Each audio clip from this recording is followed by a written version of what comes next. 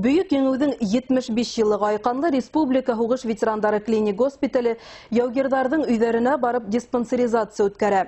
Бүгін мультибригада Өфі қалағында яшәүсі 95-ші яші менен барған бүйік ватан хугышы ветераны Николай Морозовқа келді. Николай Михайлович курс дуғаһы алышында артиллерия взводы командиры булара катнашкан, Харьковты азат итүдә, Днепрды форсировать итүдә булган, Белгород янында яраланган, хугыштан һуң дәүләт хәүефһезлеге хагында хезмәт иткән. Бригада составындагы терапевт, гериатр, невролог, күз табибы, хирург Николай Михайловичтың сәламәтлек торышын тикшерде. Урында ЭКГ эшләне. Тикшерү һөҙөмтәһе буенча уны киләһе атнала госпитальгә дауаланырга халырга карар ителде.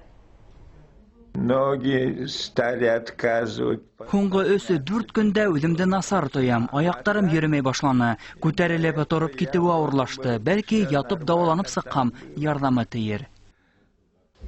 Республика хугыш ветерандары госпиталі тарафынан өлкән яшьтәгеләрҙең өйөнә барып диспансеризация үткәрү 2 ел элек башланган. Акция сиктерендә 9 майга тиклем табиптар бригадаһы һәр ветерандың өйөнә киләсәк. Төбәктәрдә Үҙәк район дауаханалары белгестәре сыға.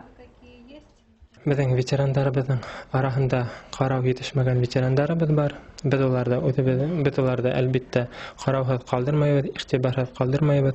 Госпиталдың врачтар бригадаһы менән шундай категория ветерандарыбыҙға өйҙәренә барабыҙ. Мохтаждарға беҙ социаль хеҙмәткәрҙәрҙе беркетәбеҙ. Бөтөнләй яңғыҙҙарға беҙ инде үҙләрен ҡарай алмағандарға беҙ инде ҡартлар йортона документлар йыйып урынлаштырабыҙ.